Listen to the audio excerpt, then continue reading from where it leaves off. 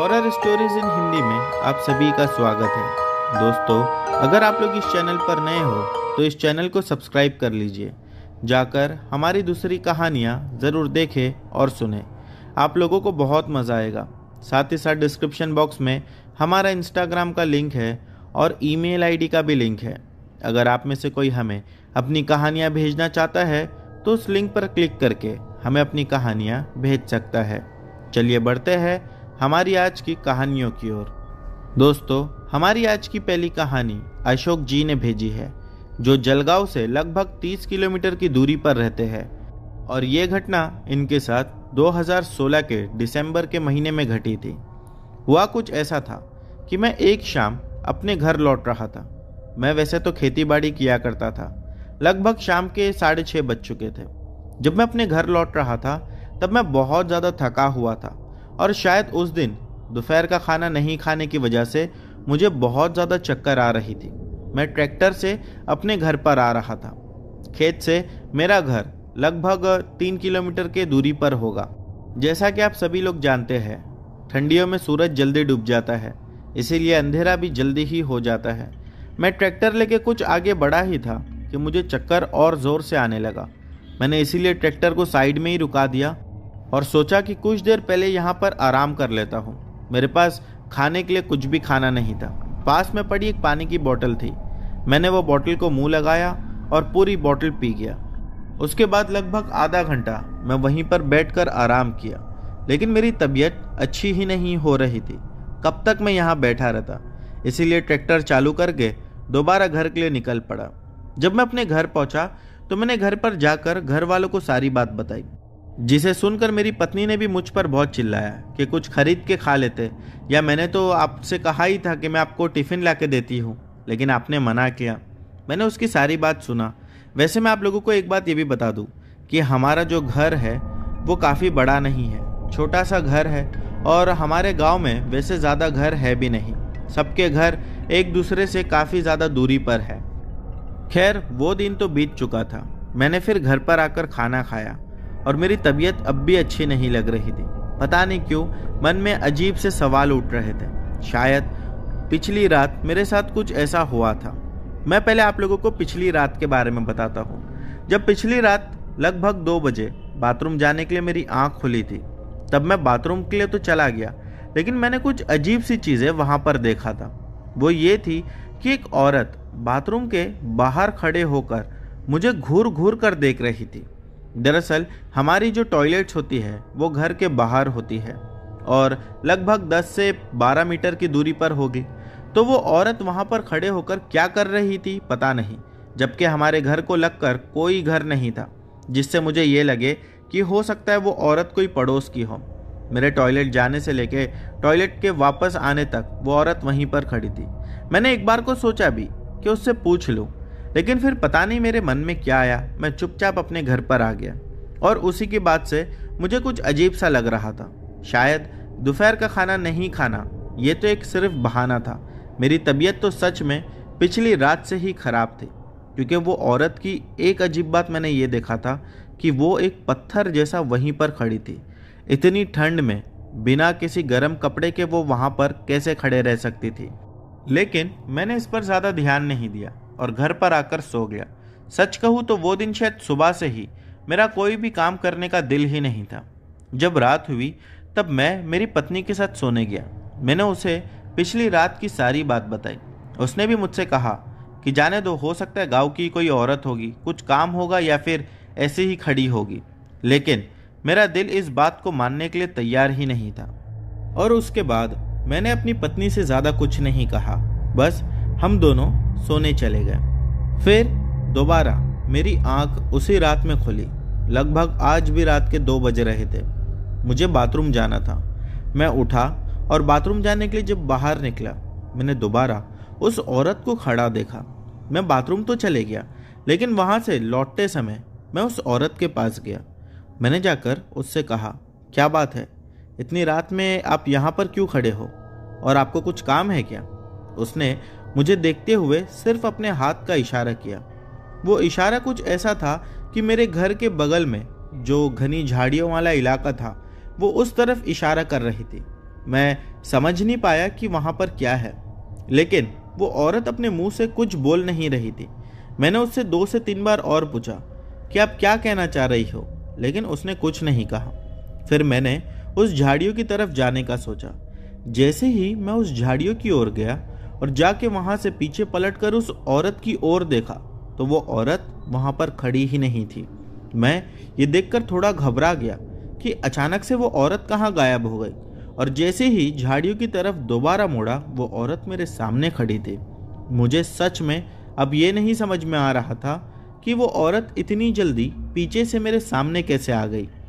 इसके बाद मैंने एक और चीज़ ये नोटिस किया कि जब आदमी चलता है तो अपने पैर आगे बढ़ाता है, लेकिन वो औरत ज़मीन से मानो 2 फीट ऊपर थी, क्योंकि जब वो चल रही थी तब उसके पैर मुझे दिखाई ही नहीं दे रहे थे। ऐसा लग रहा था कि हवा के झोंके के साथ वो भी उड़ते हुए आगे जा रही है। ये सब देखकर अजीब तो लग रहा था और डर भी, लेकिन फिर भी मैं इस बार पीछे नहीं हटा। मैं उसके पीछे पीछे जाने लगा। जब घनी झाड़ियों में वो लेकर मुझे एक जगह पर पहुंची, तब उसने अजीब सा अपना मुंह खोला, और उसका मुंह देखकर मैं घबरा गया, क्योंकि उसके मुंह से लाल पानी निकल रहा था। दरअसल वो पानी नहीं बल्कि खून था। मैं ये देखकर सोचने लगा कि इस औरत को क्या हो गया अचानक। मैं उसके ओर जाता कि इससे पहले मेरी पत्नी, जो कि मेरे पीछे ही खड़ी थी, मुझे जोर से आवाज देने लगी। मैं मेरी पत्नी को देखकर दौड़ता हुआ मेरी पत्नी की ओर भाग गया। मेरी पत्नी के गले लगकर मानो मुझे रोना सा आ गया था। मैंने उसे बताया कि ऐसा ऐसा हुआ। उसने कहा कि मैंने सब कुछ देखा। इस वक्त जल्दी से पहले घर पर चलो। हम दोनों अपने घर पर आ गए और फिर समझ नहीं आया कि क्या करना चाहिए। सुबह होने का इंतजार किए और पास ही के मंदिर में जाकर एक पंडित जी को सारी बातें बताई। उन्होंने सारी बात सुनकर हमसे कहा कि वो आत्मा तुम्हें परेशान नहीं करना चाहती है, उसके साथ कुछ तो बहुत बुरा हुआ है। मैंने कहा अब हमें इसमें क्या करना चाहिए। फिर वो पंडित जी ने कहा कि रात में आज खुद मैं तुम्हारे घर पर रुकूंगा। जैसा रात हुई तो पंडित जी हमारे घर पर आ गए और इंतज़ार करने लगे रात के 2 बजने का। जैसे ही रात के 2 बजे मैंने इस बार फिर वो औरत को वहीं पर देखा। मेरे साथ इस बार जो पंडित जी थे, उन्होंने कहा कि मैं भी तुम्हारे साथ चलूंगा। हम दोनों बिना उससे पूछे या बिना उस औरत से बात किए सीधा झाड़ियों की ओर चले गए, और फिर हम लोगों ने देखा कि वही औरत उसी झाड़ियों के पास खड़ी थी जहां पर पिछली रात को वो मुझे मिली थी। उसने घनी झाड़ियों में जाने का हमें इशारा किया। हम अंदर तो चले गए, वो भी हमारे साथ अंदर थी, और उसके बाद दोबारा उसके मुंह से खून निकलने लगा। पंडित जी ने मुझसे कहा कि इस जमीन पर खड्डा खोदो। उतनी ही रात में मैं वहां पर खड्डा खोदने लगा। जब काफ़ी ज़्यादा देर तक मैं खड्डा खोदा, उसके बाद उसी औरत की लाश हमें वहां से मिली, जिस पर उस पंडित जी ने हमें बताया कि ये जगह किसकी है। मैंने उन्हें बताया कि ये जगह इस आदमी की है। अगले दिन हम दोनों उस आदमी के पास पहुंचे, उसे जाकर सारी बातें बताई और उससे पूछताछ की, लेकिन उसका कहना यह था कि उसे तो कुछ मालूम ही नहीं है। जब बहुत समय तक इसके बारे में हम लोग जांच पड़ताल करते रहे, तब पता चला कि उस औरत का खून हुआ था, और उस औरत का खून हुए लगभग 4 ही दिन हुए थे। वो औरत वैसे तो हमारे गांव के रहने ही वाली नहीं थी। गांव की क्या, बल्कि दूर दूर तक वो नहीं रहती थी। उसका कोई अता पता हमें नहीं मिला, और ना ही ये पता चल पाया कि वो औरत का हत्यारा कौन था, किस वजह से उस औरत को मारा गया। काफ़ी समय तक वो औरत मुझे दिखती रही। एक दिन पंडित जी ने बड़ा सा हवन करवाया, जिससे उसकी आत्मा को शांति मिले, और उसके बाद से वो औरत एकदम से गायब हो गई। फिर भी मैं आज तक उसके हत्यारे को ढूंढता हूँ, और कहीं ना कहीं मुझे उम्मीद है कि ज़िंदगी में आगे चलकर उसका हत्यारा मुझे ज़रूर मिलेगा, और जिस दिन मिलेगा हो सकता है कि वो आत्मा दोबारा आकर अपना बदला लेकर जाए। मैं नहीं जानता कि ये सब मेरे साथ क्यों हुआ। वैसे उससे पहले तो मेरे साथ कभी ऐसी कोई भूतिया घटना नहीं घटी, और इस घटना के बाद भी वो औरत की आत्मा मुझे कभी कहीं नहीं दिखाई दी। दोस्तों, वैसे तो कहा जाता है किसी की अधूरी इच्छा पूरी ना हो या फिर किसी का बदला बाकी हो, तो वो अपना बदला लेने या अधूरी इच्छा पूरी करने दोबारा आत्मा का रूप लेकर आता ही आता है। अगर वो व्यक्ति मर चुका होता है, हो सकता है कि वो आत्मा भी दोबारा आए अपने खून का बदला लेने के लिए। तो दोस्तों, ये थी अशोक जी की कहानी। बढ़ते हैं हमारी अगली कहानी की ओर। दोस्तों, हमारी जो अगली कहानी है ये वीरेन ने हमें भेजी है। चलिए इनकी कहानी शुरू करते हैं। मेरा नाम वीरेन है। मैं उत्तर प्रदेश का रहने वाला हूँ। आज मैं जो घटना आप लोगों को बताने जा रहा हूँ ये दरअसल मेरे नाना जी के साथ घटी थी। ये घटना आज से करीब 45 साल पुरानी है। मेरे नाना जी बहुत गरीब किसान थे। वो अपना पेट पालने के लिए और घर की ज़रूरतों को पूरा करने के लिए खेती पर ही डिपेंडेंट थे। मेरे नाना जी की कुछ खेतों पर गांव के एक लाला की नज़र थी। उसने नाना जी की खेत को जबरन कब्जा कर लिया था। दरअसल गांव में किसी की शादी थी जिसमें मेरे नाना जी भी गए हुए थे। शादी में लाला और नाना जी खूब दारू शराब पिए और नाना जी से उस लाला ने जानबूझ के या शराब के नशे में अंगूठा लगवा लिया और उल्टा नाना जी पे इल्ज़ाम लगाया गांव के सामने कि मैंने इनसे ये खेत खरीदे हैं 60,000 रुपये देके। नाना अब कर भी क्या सकते थे, और वो लाला बहुत अमीर और पंचायत में उसकी बहुत अच्छी मान सम्मान भी थी। नाना बहुत परेशान थे। कुछ ही खेत नाना जी के पास बची थी जिनसे घर की ज़रूरतों का पूरा होना थोड़ा सा मुश्किल था। तभी नाना जी को कुछ समझ नहीं आया और वो गलत रास्ते को चुन लिए। मेरे कहने का मतलब ये है कि उन्होंने एक चोरों का ग्रुप ज्वाइन कर लिया था और वो जो चोरों का ग्रुप था वो जंगलों में लकड़ियाँ और पेड़ों को काट कर बेचा करता था। फैक्ट्रियों में गैर कानूनी तरीके से सप्लाई करते थे। नाना जी जिन जंगलों से लकड़ियाँ काटते थे, एक बार उसी जंगल में उन्हीं के ग्रुप के कुछ लोग रात को जंगल में लकड़ियाँ काट रहे थे। अचानक पुलिस से घिर गए और वो लोग भागने लगे। तभी पुलिस वाले भी उनका पीछा करने लगे। इसी के साथ पुलिस वालों ने गोली चलाई जो कि रामू के पैर पर लगनी थी, लेकिन गलती से उसके सर पर लग गई, जिस वजह से वो ज़मीन पर गिर गया और उनके बाकी साथी भाग गए। बाद में खबर मिली कि रामू मारा गया। ग्रुप में अब थोड़ा दुख भी था और डर का माहौल भी बना हुआ था। 2 महीने तक नाना जी का ग्रुप बिल्कुल भी लकड़ियां काटने उस जंगल में नहीं गया, क्योंकि वो पुलिस का हलचल रात में भी वहां पर रहता था और जंगल था तो लोग अब डरने लगे थे। बहुत ही बड़ा जंगल वो था। नाना जी ने कहा 2 महीने बीत गए हैं, पुलिस कब तक वहां पर रहेगी? चलो चलकर हम कुछ काम करते हैं, क्योंकि अब घर का गुजारा करना भी मुश्किल हो रहा था। लेकिन पुलिस के डर से वहां पर कोई जाने को तैयार नहीं था। लगभग और कुछ ही दिनों के बाद वहां से पुलिस की निगरानी खत्म हो चुकी थी। फिर क्या था, पेड़ों को काटने के लिए चले गए जंगल के अंदर। लेकिन इस बार जब सभी लोग जंगल के अंदर गए तो जंगल में उत्तर दिशा की ओर गए। उस तरफ बहुत ज़्यादा घना जंगल था, जिस वजह से लकड़ियां काटने भी इन लोगों को ज़्यादा मिलती थी। बल्कि यूँ कहिए कि जंगल इतना ज़्यादा घना था कि पुलिस भी उस तरफ ना के बराबर ही जाती थी। 8 लोग फिर उसी रात को 11 बजे जंगल की तरफ निकल पड़े। वो जंगल के अंदर गए और देख रहे थे कि कौन सा पेड़ काटना चाहिए। लेकिन तभी उन्हें कुछ खटखट जैसी आवाज़ें सुनाई देने लगी। वो लोग एक दूसरे को देखने लगे। उन्हें लगा कि शायद पुलिस वाले फिर तो नहीं आ गए। एक घनी सी झाड़ियों के पीछे छिप गए। थोड़ी देर के बाद उन लोगों ने देखा कि यहाँ पर तो कोई पुलिस वाला नहीं आया और वो लोग झाड़ियों से निकलकर एक पेड़ को काटना शुरू कर दिए थे। तभी उन्हें एक पल को एहसास हुआ जैसे कहीं और भी कुल्हाड़ी चलाने की आवाज़ आ रही है। वो लोग फिर से थम गए, पर लगातार कुल्हाड़ी चलाने की आवाज़ आ ही रही थी। वो लोग आपस में फुसफुसाने लगे कि ये आवाज़ कहाँ से आ रही है और क्या हमारे ही ग्रुप का कोई है जो दूसरी ओर जाकर पेड़ काट रहा है।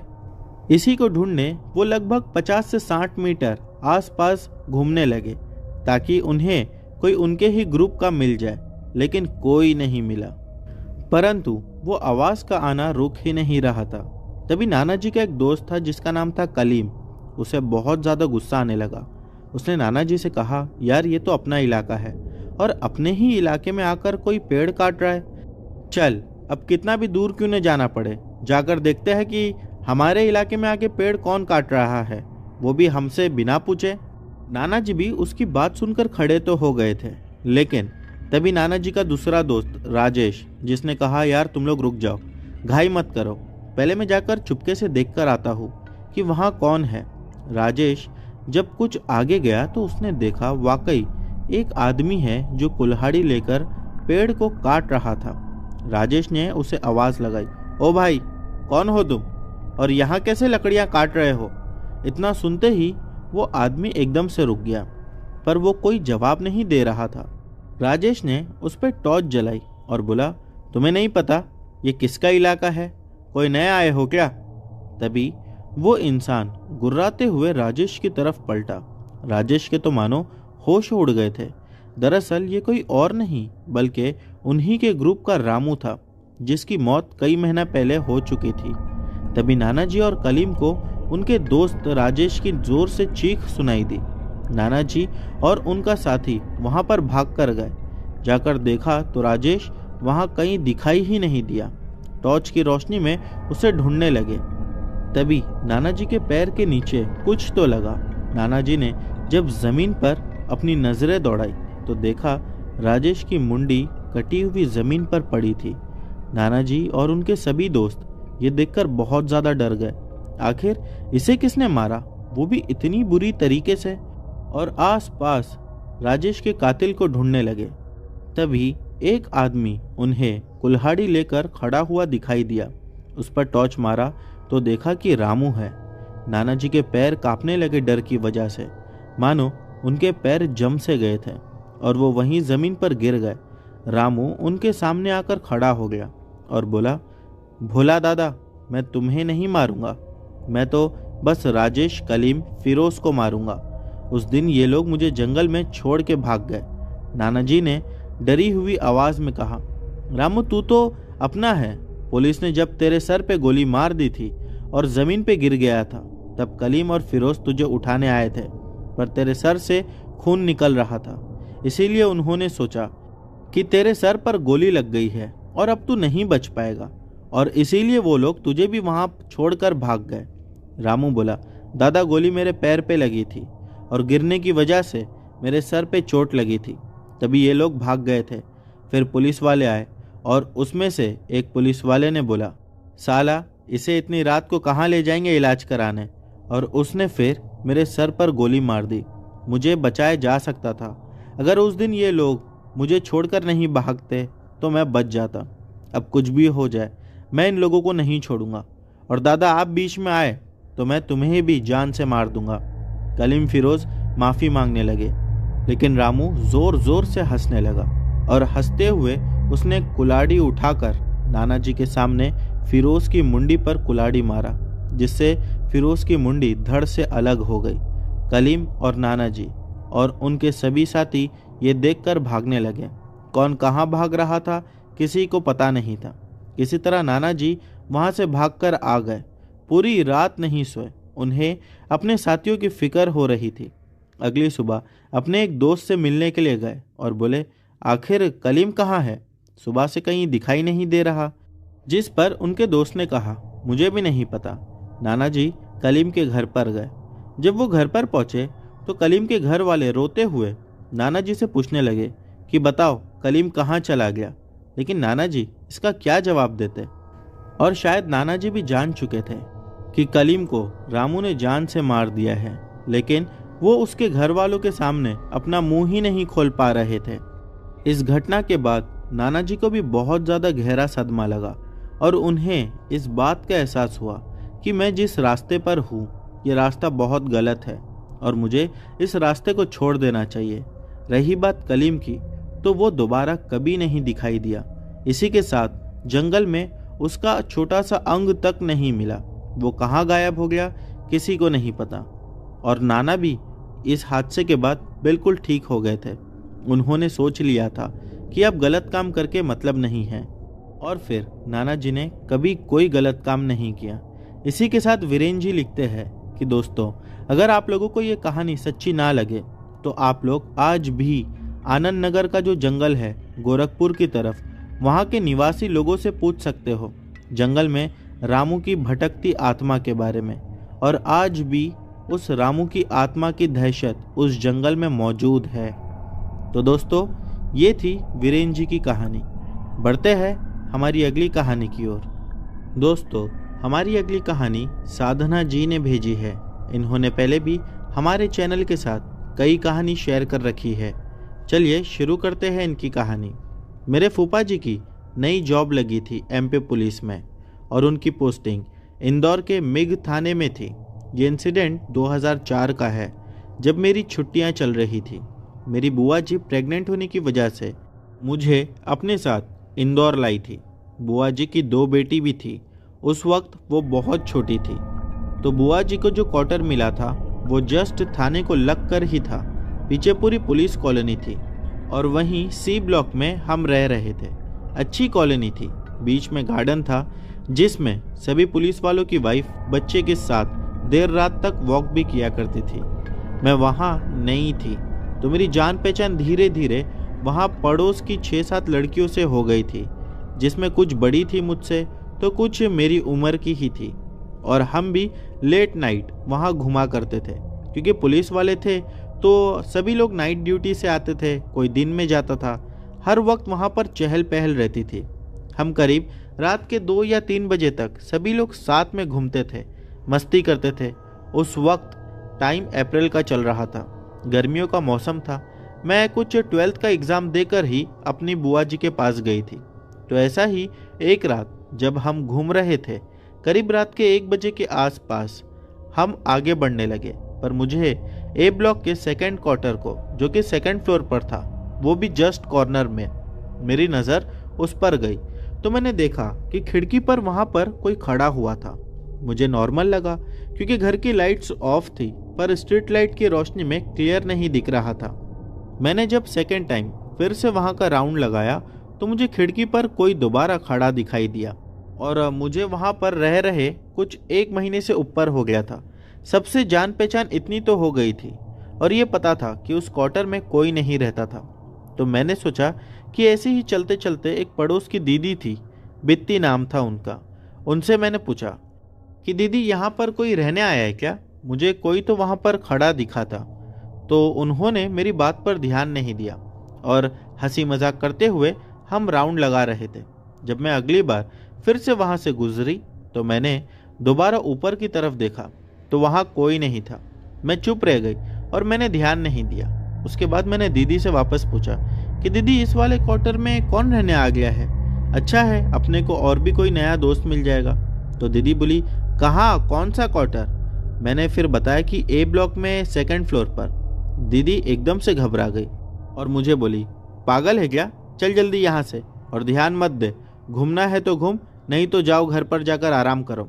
मतलब दीदी का ऐसा अचानक से बिहेवियर में चेंज होना मुझे थोड़ा अजीब लगा, पर सबके फेस के रंग ऐसे उड़ गए थे जैसे मानो मैंने क्या कह दिया था। मैं उस वक्त चुप रहकर घूमती रही, पर मेरी नज़र रह रह कर उसी जगह पर जा रही थी। अभी मुझे कुछ नहीं दिखाई दिया। हम लोगों को करीब 2 बज गए थे घूमते घूमते और साथ ही कई लड़कियां अपने अपने घर चली गई। हम शायद 2 या 3 लड़कियां ही बची थी, जिसमें तनु थी, दीप्ति थी और उनकी ही सिस्टर समिता और मैं। फिर नेक्स्ट राउंड में मेरी नज़र वहाँ गई तो लगा जैसे किसी ने हाथ हिला के मुझे इशारा किया हो। मुझे क्लियर तो नहीं दिखा, पर मैंने सोचा कि नेक्स्ट राउंड में देखूंगी। उसके बाद जब मैं दोबारा अगले राउंड में वहाँ पहुँची तो फिर से मेरी नज़र ऊपर गई और वो देखने के बाद तो मेरी चीख निकल गई। मैंने देखा कि कोई पंखे से लटक रहा है और मानो ऐसा लटक रहा था कि पंखे से फांसी का फंदा लगा दिया था और उसकी लाश पंखे से लटक कर झूल रही थी। ये देखना था कि मैं एकदम से घबरा कर चिल्लाने लगी। वो लोग भी बहुत ज़्यादा डर गए, मुझसे बोलने लगे, क्या हो गया तुझे, अचानक इतना ज़ोर का क्यों चिल्लाई? मेरी हालत उस वक्त ऐसी थी कि मैं कुछ कहने लायक ही नहीं बची थी और चुपचाप घर आकर एक रूम में लेट गए। इतना डर लग रहा था कि मानो कोई आसपास हो मेरे। इतना डर कि पलंग के नीचे भी मुझे देखने की हिम्मत नहीं थी। वो रात मुझे बहुत ज़्यादा बुखार भी रहा। बुआ जी अगले दिन मुझे डॉक्टर के पास लेकर गई। वहाँ से आकर मुझे जानना था कि आखिर जो मैंने देखा वो क्या था और उसमें कितनी सच्चाई थी। मैं लेकिन ये सारी बात सबको नहीं बता सकती थी। तो तनु की बड़ी सिस्टर समिता हमारे सामने ही रहती थी। वो लोग वहाँ काफ़ी वक्त से थे। मैंने धीरे से समिता दीदी को पूछा कि दीदी वहाँ कौन रहता है? और ऐसा कोई लटकता हुआ मुझे दिखाई दिया। उन्होंने भी बहाना करके मेरी बात टाल दी। फिर मैंने जाकर तनु को पूछा और तनु ने मुझे बताया कि कुछ दिनों में वो मेरी बहुत अच्छी दोस्त बन गई थी, इसीलिए वो मुझसे ये बात बता रही है, वरना कोई और होता तो शायद नहीं बताता। तनु मुझसे कहने लगी कि वहाँ पर क्वार्टर में कुछ साल पहले एक लड़की जो कि सब इंस्पेक्टर थी और उसी को वो कमरा अलॉट हुआ था। वैसे तो वो जो इंस्पेक्टर थी वो बहुत अच्छी थी और वो वहाँ पर रहती थी। कुछ क्रिमिनल्स के साथ मारपीट उसने कर दी थी, तो एक रात उन लोगों ने इसके घर में घुसकर उसके साथ गलत किया और चाकू से गोद गोद कर जान से मार दिया। उसके बाद उसे फांसी से लटका दिया। बहुत बुरी मौत हुई थी उसकी, और जब से वो क्वार्टर तो छोड़ो, उसके सामने वाले क्वार्टर में भी कोई नहीं रहता। पर तुमको वो दिख रही है, मतलब ये ठीक नहीं है, तुम उस तरफ आप बिल्कुल मत जाना। मैंने ये सब सुना तो मुझे अब डर से ज़्यादा दुख होने लगा कि कैसे लोग हैं और इतनी अच्छी सब इंस्पेक्टर को उन लोगों ने जान से मार दिया। मैंने अब रात का घूमना बंद कर दिया था, क्योंकि उस घटना के बाद मेरी तबीयत और भी ज़्यादा ख़राब होने लगी, या यूँ कहिए कि उस घटना को सुन लेने के बाद मैं हद से ज़्यादा डर चुकी थी। एक बात अजीब इसमें यह भी थी कि अब मुझे ऐसा लगता था कि कोई तो मेरे साथ हर वक्त मौजूद है। मैंने अपनी बुआ जी को भी बता दिया कि अब मुझे यहाँ नहीं रहना, मुझे मेरे घर भिजवा दो। पर मेरी बुआ जी और फूफा जी मुझे अपनी बेटी से ज़्यादा मानते थे, प्यार करते थे, तो उन्होंने बोला कि ठीक है, 8 दिन बाद हम निकल चलेंगे। और उसके बाद हमारे जाने से कुछ एक दिन पहले मेरी बुआ जी कुछ शॉपिंग करने को मार्केट गई थी। मैं घर पर अकेली थी उनकी दोनों बेटियों के साथ। वो तो छोटी थी, जिनकी उम्र लगभग 3 साल की होगी। वो बाहर गार्डन में खेल रही थी और अचानक खेलते खेलते वो गिर गई। उसके सर में कांच घुस गई थी और खून से लथपथ हो चुकी थी। अचानक सबके चिल्लाने की आवाज़ मैंने सुनी। मैं भी घर से बाहर आई तो उसे देखकर मैं और ज़्यादा डर गई और उसको मैंने अपने हाथ में उठाया और भागी पड़ोस में। एक भैया थे, अजय नाम था, उनको बुलाया। उसे हम दोनों हॉस्पिटल लेकर चले गए। रास्ते से बुआ जी और फूफा जी को भी कॉल किया कि साक्षी को बहुत चोट लगी है, आप सभी लोग सीधा हॉस्पिटल आ जाओ। जब तक बुआ जी फूफा जी आए, हमने सहारा हॉस्पिटल जो कि इंदौर में है, पर अब उसका नाम कुछ और है, उसे तोड़कर वापस बनवा दिया गया है। हमने उसी हॉस्पिटल में उस बच्ची को एडमिट करवा चुका था और सीटी स्कैन भी करवा दिया, ये चेक करने के लिए कि कहीं कांच इसके सर के अंदर तो नहीं रह गया। हमको 3rd फ्लोर पर कॉर्नर वाला रूम अलॉट हुआ था और वहीं पर मैंने अपनी सिस्टर को एडमिट कर दिया था। मेरी बुआ जी भी अब आ गई थी, पर वहाँ एक बात बहुत अजीब ये थी कि वो रूम बिल्कुल कॉर्नर में था, जिसकी वजह से वहाँ पर बहुत ज़्यादा सन्नाटा रहता था। मुझे कुछ अजीब सी आवाज़ें भी आती थी। वो आवाज़ें कुछ ऐसी होती थी कि मानो कांच नीचे टूटकर गिर गई हो, और पता नहीं क्यों मुझे बहुत डर सा लगता था। हॉस्पिटल में हमें कुछ रात के 8 या 9 बज गए थे। फूफा जी की ड्यूटी की वजह से फूफा जी अभी नहीं पहुंचे थे और हॉस्पिटल की सारी फॉर्मेलिटीज़ कंप्लीट करने के बाद टाइम कुछ 11 बजे के आसपास का हो गया था। मुझे कुछ मेडिसिन लाने के लिए बाहर जाना था। बुआ जी अपनी बेटी के पास उसी कमरे में बंद थी और फिर कुछ ही समय में उन्हें वॉशरूम जाना पड़ा। जब वो वॉशरूम गई तो उन्होंने एक चीज़ ये नोटिस किया कि बाहर से वॉशरूम का दरवाज़ा किसी ने बंद कर दिया है और जो बोतल उनकी बेटी को लगाई गई थी, यानी कि एडमिट होने के बाद जो बोतल लगती है, जो बोतल किसी ने तोड़कर ऊपर से फेंक दिया है, जिसकी आवाज़ बुआ जी को सुनाई दी। बुआ जी अंदर से बंद हो चुकी थी। वो अपना दरवाज़ा खोलने की बहुत कोशिश कर रही थी। वैसे भी वो प्रेग्नेंट भी थी। अब सवाल ये था कि रूम में तो बुआ जी और सिर्फ उनकी बेटी ही थी और बेटी तो एडमिट थी। तो सवाल ये था कि उनका बाथरूम का दरवाज़ा किसने लॉक किया। इसी के साथ साथ जो मेन रूम का दरवाज़ा था वो भी लॉक था। लेकिन भगवान की कृपा से मैं उस समय अपना पर्स भूल गई थी और वही लेने के लिए मैं दोबारा हॉस्पिटल पहुंची। जब मैं वहां पर पहुंची तो मैंने देखा बाहर जो दरवाजे में कांच लगी होती है कि बुआ रूम में नहीं दिखाई दे रही है और रूम में से अजीब सी तोड़ फोड़ने की आवाज़ें भी आ रही है। मैं तुरंत नीचे गई, जाकर रिसेप्शन पर बताया। रिसेप्शन से चाबी लेकर आकर हम लोगों ने दरवाज़ा खोला और जब बाथरूम का दरवाज़ा खोला तो बुआ अंदर बेहोश पड़ी थी। मेरी जो बुआ की बेटी थी वो भी बेड पर नहीं बल्कि जमीन पर पड़ी थी और उसके माथे से खून अब भी जा रहा था। ये सब देखकर हम लोग बहुत ज़्यादा डर गए। तभी ही वहाँ पर फूफा जी आए और उन्होंने एक बहुत डरा देने वाली बात बताई। उनका कहना यह था कि हर मुजरिम को उसके इलाज के लिए यही कमरा मिलता है और इस कमरे से लगभग 4 से 5 बार ऐसा हुआ कि मुजरिम जिंदा बचकर लौटा ही नहीं, और नसीब से जब भी वो मुजरिम आए तो वो मेरे ही साथ आए थे। समझ नहीं आया हम लोगों को कि ये सब क्या हो रहा है। फूफा जी ने तुरंत ही वो कमरा अपनी बच्ची का शिफ्ट करवा दिया और लगभग 6 दिन के बाद मेरी बुआ की बेटी को डिस्चार्ज मिल गया। बस फिर क्या था, मैं अपने घर आ गई। तो दोस्तों, ये थी हमारी साधना जी की कहानी। बढ़ते हैं हमारी अगली कहानी की ओर। दोस्तों, हमारी जो अगली कहानी है वो गगन सिंह ने हमें भेजी है, जो कि चंडीगढ़ के रहने वाले हैं। यह हादसा उनके साथ कुछ साल पहले हुआ था। बात तब की है जब वो अपने 2 दोस्तों के साथ एक नए घर में मोहाली के करीब रहने के लिए गए थे। उनके दोनों दोस्त मोगा साइड के रहने वाले थे और वो चंडीगढ़ के। वैसे तो जाने की ज़रूरत नहीं थी, लेकिन दोस्तों के बहुत फोर्स करने के बाद उन्होंने सोचा क्यों ना मैं भी इन्हीं लोगों के साथ जाकर रह लेता हूँ। तो आगे की घटना मैं आप लोगों को इन्हीं के पॉइंट ऑफ व्यू से सुनाता हूँ। जब मैं उन दोनों दोस्तों के साथ उनके घर पर रुकने गया, तब घर देखकर मुझे यकीन ही नहीं आ रहा था कि इतने सस्ते दाम में हमें ये घर मिल गया। घर का रेंट कुछ 10,000 जितना था। वो घर 2 BHK का था। उसके साथ हमें गार्डन भी मिला था। मुझे यकीन ही नहीं आया कि इतना सस्ते में हमें ये घर मिला है। जब मैं घर के अंदर घुसा तो मैंने देखा कि गैस स्टोव के ऊपर चाय रखी हुई थी और कुछ आटा रखा हुआ था किचन में। इसी के साथ साथ कुछ कपड़े भी रखे हुए थे जो कि हॉल में पड़े हुए थे और बेडरूम में भी। मैं मन में सोचने लगा, हो सकता है जो पुराने टेनेंट होंगे उन्हीं लोगों ने ये सब छोड़कर यहाँ से भाग गए हैं और इसीलिए हम लोगों ने 2 लोगों को हायर किया।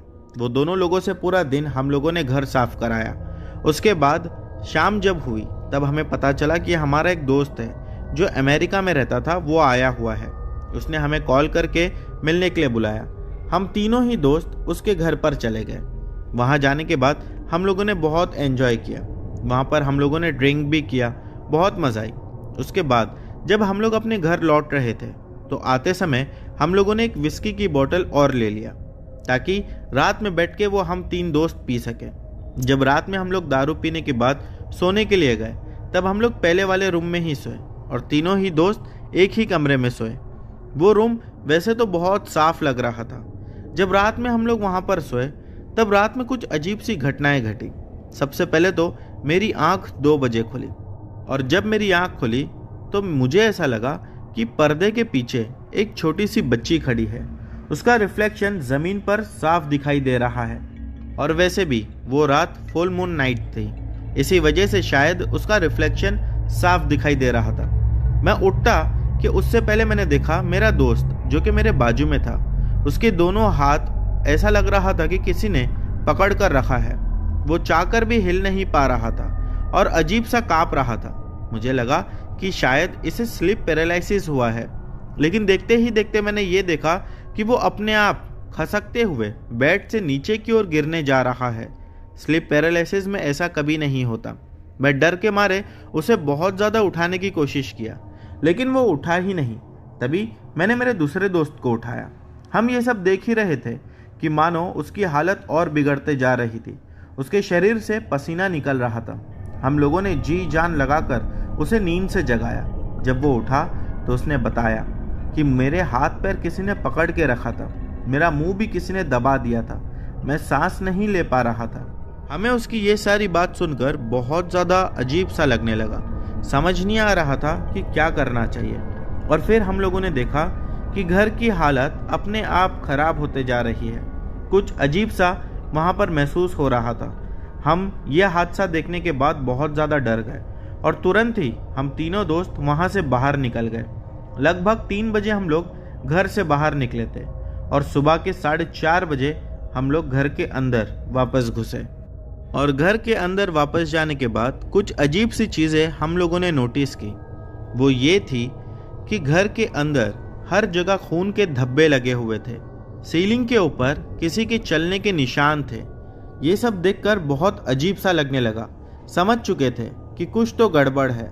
इसी के साथ साथ वहाँ पर अजीब सा डर महसूस हो रहा था। हाँ, एक बात ये भी थी कि जो विस्की की बोतल हम लोगों ने रात में लेकर गए थे पीने के लिए, वो हमने पिया तो नहीं था, बल्कि हमने वो बोतल खोला तक नहीं था।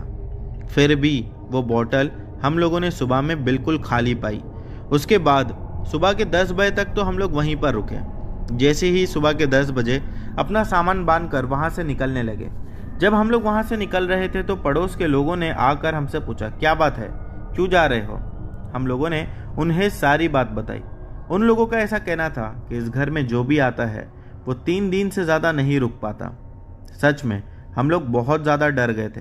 उनका ये भी कहना था कि यहाँ पर जब भी कोई आता है वो परेशान होकर ही यहाँ से लौटता है। हम ये सब सुन ही रहे थे कि पड़ोस में से एक आदमी ने बोला, यहाँ पर जो आत्माएं हैं ये बहुत ज़्यादा शक्तिशाली है।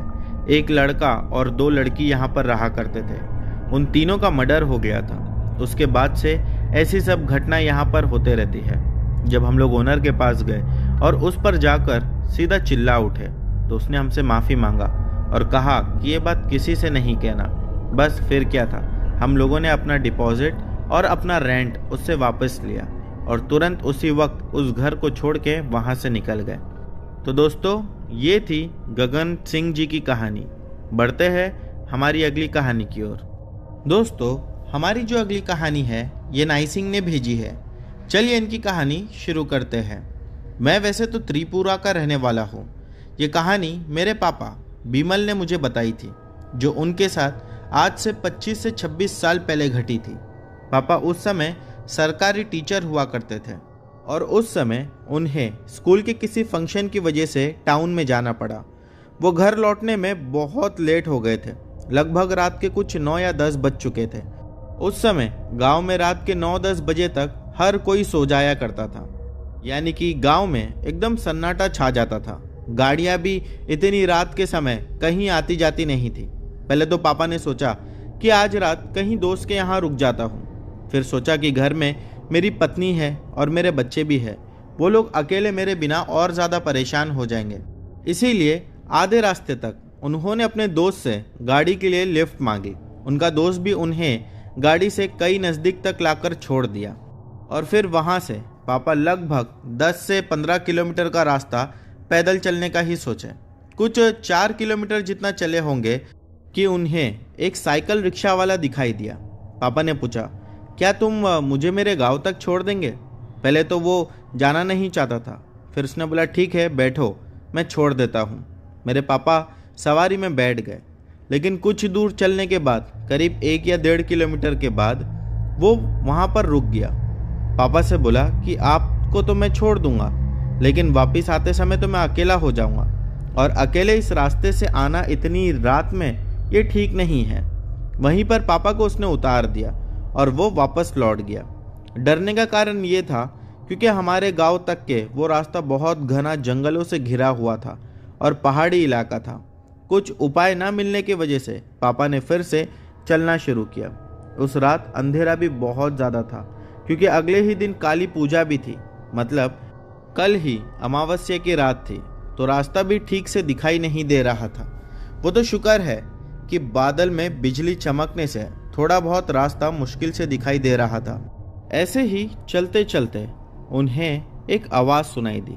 वो आवाज़ उनके दाहिनी तरफ खाई के नीचे जंगल की तरफ से आ रही थी। आवाज़ किसी औरत की थी और बहुत ही ज़्यादा खौफनाक चिल्लाने की आवाज़ थी। पापा सुनकर वहीं पर रुक गए। वो समझ नहीं पाए कि ये क्या आवाज़ है और क्यों आ रही है, कौन सी चीज़ इतनी खौफनाक तरीके से चिल्ला रही है। क्योंकि वो आवाज़ पहले तो उन्हें औरत की लगी, लेकिन वो आवाज़ धीरे धीरे बदल जाती और कभी फिर से वही औरत की सुनाई देने लगती। पापा अपने मन में ये सोच रहे थे कि क्या पता कोई प्रेत आत्मा हो जो उन्हें डराने की कोशिश कर रही हो, और अजीब अजीब सी बातें उनके मन में आ रही थी। यही सोचते सोचते वो अपने दिल को तसल्ली भी दे रहे थे।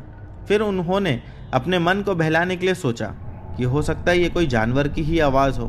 वो थोड़े कदम आगे चले थे कि उन्हें एक और चिल्लाने की आवाज़ सुनाई दी, लेकिन इस बार पहले से वो आवाज़ नज़दीक से आ रही थी। उस समय उन्हें पता चल गया था ये कोई जानवर नहीं हो सकता है। इतना जल्दी नीचे से इतना मेरे करीब आ जाना नामुमकिन है किसी भी जानवर के लिए। मेरे पापा बहुत दिलेर किस्म के आदमी थे। उनकी हिम्मत के बारे में गांव के लोग भी चर्चा करते थे। बड़े बुजुर्ग तो उनकी हिम्मत की दाद दिया करते थे, लेकिन उस समय पापा भी कहीं ना कहीं बहुत ज़्यादा डरे हुए थे। मेरे पापा मुझसे ये बात कह रहे थे कि अगर उस समय कोई मेरे जान पहचान वाला या दोस्त भी मेरे कंधे पर आकर हाथ रख देता तो शायद मैं हार्ट अटैक से मर जाता, क्योंकि मैं उस समय इतना डरा हुआ था। इसके बाद पापा बताते हैं कि इतना डरने के बावजूद मैं धीरे धीरे अपने कदम आगे बढ़ा रहा था कि तभी एक और आवाज़ मुझे चिल्लाने की सुनाई दी। लेकिन इस बार वो आवाज़ बिल्कुल मेरे सामने से सुनाई दे रही थी। अभी वो डर के मारे एकदम पत्थर की तरह वहीं खड़े हो गए, अपनी जगह से हिल भी नहीं पा रहे थे। ये सोचने में लग गए कि अपने आप को बचाऊं तो बचाऊं कैसे, और अपने आप को बचाने के लिए उन्होंने पॉकेट में से एक पेन निकाला और ये सोचने लगे कि अगर कभी कोई जानवर हुआ तो इस पेन से उस पर हमला कर दूंगा, पेन की नीब उसके जिस्म में घुसा दूंगा। पापा अजीब अजीब सी बातें सोच रहे थे, शायद वो इसलिए क्योंकि डर के मारे उनका बहुत ज़्यादा बुरा हाल हो रखा था। फिर अचानक से पापा के मन में एक बात आई। वो ये थी कि जब भी किसी बुरी आत्मा से सामना हो जाए तो सच्चे मन से प्रार्थना करो और प्रभु परमेश्वर से शक्ति मांगो, वो तुम्हारी मदद ज़रूर करेगा। वैसे पापा पहले हिंदू हुआ करते थे, लेकिन उस समय वो क्रिश्चियन बन चुके थे। वो फिर प्रार्थना करने लगे। फिर पापा बताते हैं कि अचानक से मेरे शरीर में एकदम करंट जैसा लगने लगा। ऐसा एहसास हो रहा था कि शरीर एकदम से गर्म हो गया है। और फिर पापा ने बताया कि वो अनुभव मैंने अपनी लाइफ में कभी नहीं किया। उन्होंने अपना शर्ट तक उतार दिया और अपने कंधे पर रखकर एकदम निडर होकर सीना तान के गाना गाते हुए आगे बढ़ने लगे। घर पहुंचते ही मम्मी और दादाजी लोगों ने जब पापा को देखा तो वो देखकर चौंक गए। इतनी रात को आ रहे हो? हमने तो सोचा कि तुम आज रात कहीं पर रुक जाओगे। फिर पापा ने उनके साथ घटी सारी घटना मम्मी को, दादा को बताई। मेरे पापा ने ये कहानी सुनाने के बाद हमें ये भी बताया कि उस जगह पर जहाँ उनके साथ ये घटना हुई, उस जगह पर कई साल पहले दंगे भी हुए थे, जिसमें कई सारे लोगों को जान से मार दिया गया था। कुछ लोगों ने तो ट्रक में डेड बॉडी लाकर वहाँ पर फेंक दी थी। बाद में वो लाशें पुलिस उठाकर ले जाया करती थी।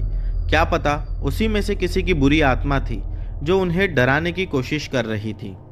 तो दोस्तों, ये थी हमारी आज की आखिरी कहानी। उम्मीद करता हूँ कि आप लोगों को सभी कहानियाँ पसंद आई होगी। दोस्तों, इनमें से जो भी कहानी आप लोगों को अच्छी लगी हो उसे नीचे कमेंट सेक्शन में लिखना मत भूलना। और हाँ, चैनल पर नए हो तो बिना सब्सक्राइब किए मत जाना। मिलते हैं हमारी अगली वीडियो में।